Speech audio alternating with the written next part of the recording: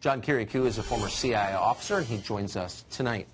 John, thanks very much for coming on. Thanks for having me. You worked at CIA for a long time under John Brennan, who ultimately backed your prosecution, for which you were sent to prison for a crime that I don't think would be considered a crime today.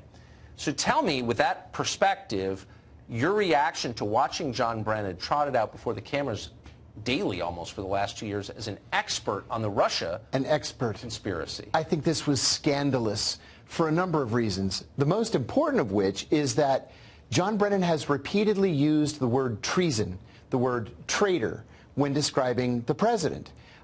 Treason is a death penalty charge. Is he seriously saying, or has he been saying, that the president ought to be executed for something having to do with a scandal that really never existed? To me, John Brennan just simply is not a serious person. He shouldn't be taken seriously by us or by anybody else. And I'm going to get a little bit personal here, too. I worked with John Brennan for many, many years. I always thought that he was in over his head intellectually, and I think he's proven that repeatedly in his responses and reactions to the news coming out of this investigation. You know, it's funny you said that. I think the default assumption for most people, including me, is that the director of the CIA is a very smart man. The best and the brightest. It's a very complex job. It is. I've watched him closely in his public performances over the past couple of years, and I've concluded that he's not very bright. I'm not attacking him. No, it's okay. That's an observation. But it's clearly the case. How does a guy like that run the CIA? How do you get that job? You get that job by latching on to George Tenet before George Tenet even entered the CIA. John Brennan in the 1990s was George Tenet's briefer when George was at the National Security Council as the director of intelligence programs. And so when George became the deputy director of the CIA, he took John over with him and then just promoted him through the ranks until he was practically cabinet level. I mean, that's how senior. So just pure cronyism is what That's you're saying. all it was, and it took less than a decade. He was on a rocket ride to the top of his career track at the CIA. So now, I guess the result of all of this stuff that we've watched for a couple of years is that the ordinary person, me, everyone else, knows that these agencies are run by people who are much less impressive than we thought, with political agendas, and in some cases are ruthless and cruel. You're one of the people who felt the sting of that. You went to prison. I did, thanks to John Brennan. Guys like Roger Stone are headed to prison because of that. Where are the pardons here? I mean, is it time for the executive branch to send a really clear message? We're going to stop the destruction of innocent people by completely out-of-control bureaucrats. I think it is the time for pardons. I heard Senator Lindsey Graham say earlier today that pardons probably would not be met very well right now in the United States Senate. I think he's wrong. I think that the American people understand that people have been wronged. Look at Mike Flynn. What that poor guy has gone through. Look at Roger Stone. You know, these are all process felonies, Tucker. We talked about this once before. These are felonies that really didn't exist until these people were thrown into this investigation. That's exactly right. They're crimes that would never have been committed otherwise. Since the investigation has come to naught, I think it's time to wipe the slate clean. And by the way, it doesn't make sense not to pardon people. I agree. You think this is a scam and a hoax, and the people in charge Wipe the are slate illegitimate, clean. then you have an obligation to make it right by pardoning the people who are wronged, and I hope you're on that list. Thank you so much. Great to see you tonight. Thank you. The pleasure's always mine. Joining me now, Fox News senior political analyst Britt Hume. Britt, welcome. Good to have you with us tonight. It is stunning to watch how far out John Brennan, as the former CIA director, was willing to go before Mueller's report was finished. Yeah, and every word he spoke during this whole period carried the sort of the implicit sense that he, as the former CIA chief, was somebody who was in the know, who had some special knowledge, and who should be taken seriously. And boy, was he by certain news outlets, and it turns out he was utterly and completely wrong. From the get-go, he was wrong. He misread the whole situation, and he led thankfully not our news organization, but many others down a path toward a dead end. And that is where this has ended up. I'm glad to hear him say that he got it wrong, but it's too little too late in his case, in my view. This is a tweet that he put out today. While the Trump campaign engagements with the Russians were highly inappropriate, we need to accept Special Counsel Mueller's finding that evidence of criminality was not established, and he did, as you say, Britt, he said he's one of the few who was speaking the way he was speaking, who says that he's glad to hear that the investigation cleared the American president of any of this kind of nefarious entanglement. Yeah, a lot of other media have gone to their new corner to defend themselves now, and the new line seems to be is, hey, what did you want us to do? Not cover the story? It was a big story, and it was an important story, and we were just reporters covering the story. That's what Jeff Zucker was saying over at CNN. You heard that from Margaret Sullivan in the Washington Post and a number of others. And the trouble with it is that misses the entire point. Yes, there were some of the reporting that was done was bad.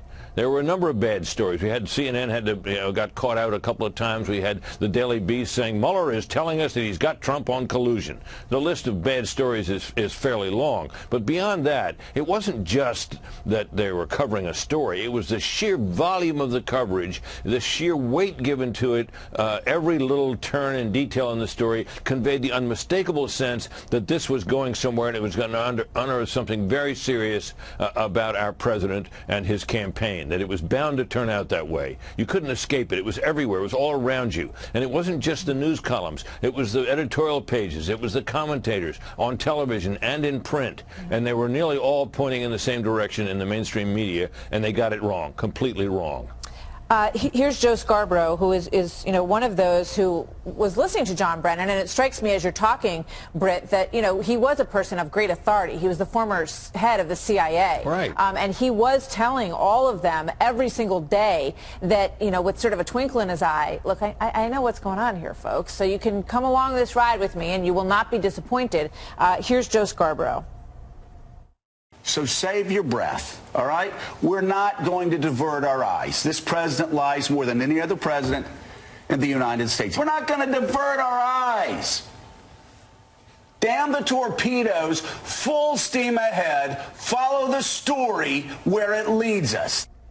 Well, I'm all for following the story where it leads you, as long as you're leading it in the right direction.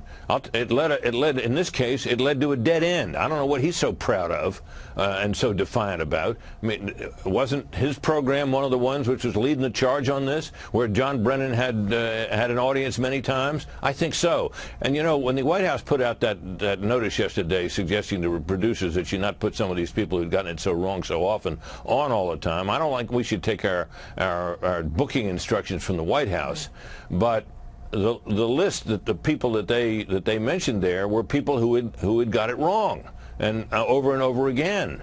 And and it might not be a bad idea for journalists who are worried about what happened here to say, well, maybe we shouldn't listen to these people in the future. Maybe we shouldn't have them on so much. Not because the White House says it, but because of the record they composed. There was a piece in the New York Times today by David Brooks, and he was saying that he felt like people like Beto O'Rourke and John Brennan owe the president a public apology. If you call someone a traitor and it turns out that you lacked evidence for that charge, then the only decent thing to do is apologize. You think he'll be waiting a long time? Oh, I think, well, the rate this is going, I certainly think so. Although you're beginning to hear from certain seasoned politicians and even some liberal journals the idea is, come on, folks, this is a dead horse. Stop beating it, particularly to Democratic politicians. Stop beating it. Move on to things that people care more about, because, you got an election coming up and you want to have something to run on beyond an investigation that turned up essentially nothing. We should all be rejoicing the Mueller report money suck has finally concluded, even if it shows the president never colluded. But how on sweet fat Neptune did we get here? For years we've been told by secretive power hoarders we need to compromise some of our hot freedom for security. Civil libertarians have always known that hogwash claim was stinkier than week-old trout jam. And we have warned, we've been warned, and we've been warning about compromising liberty in the name of safety. It is the falsest paradigm. And when you concentrate on godly resources in the hands of a few devils, all hell is bound to break loose. Easy spying is supposed to nab bad guys. But what happens when the small cabal of desperate men who head the security state see the future president as the bad guy? How hard would it be to launch an investigation on the flimsiest pretense as an insurance policy and then leak the right information to the press to launch a special counsel investigation with an unlimited budget, hardly any oversight, and the ordination of the media? Sadly, it was all too easy, as four angry men couldn't contain their contempt for the president and their glee at his downfall. Ethics and constitutionality be damned.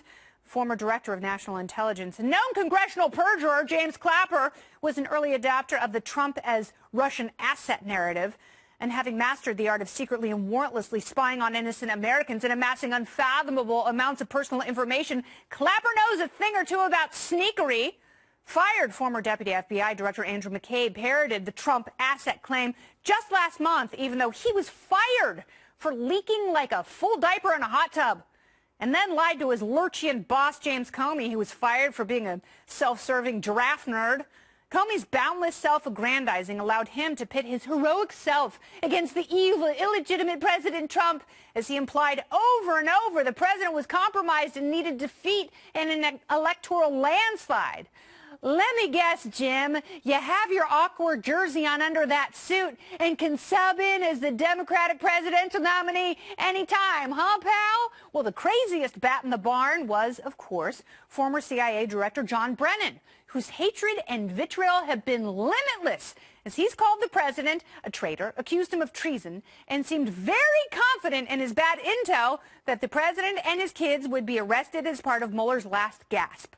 None of this has happened, but people are now finally asking how we got here in the first place, and hopefully all rational skeptics will conclude that too few people have too much power, and when it's easily abused, lives are ruined. Just ask these four unemployed dolts who can attest that from their worst laid plans, and that's the memo.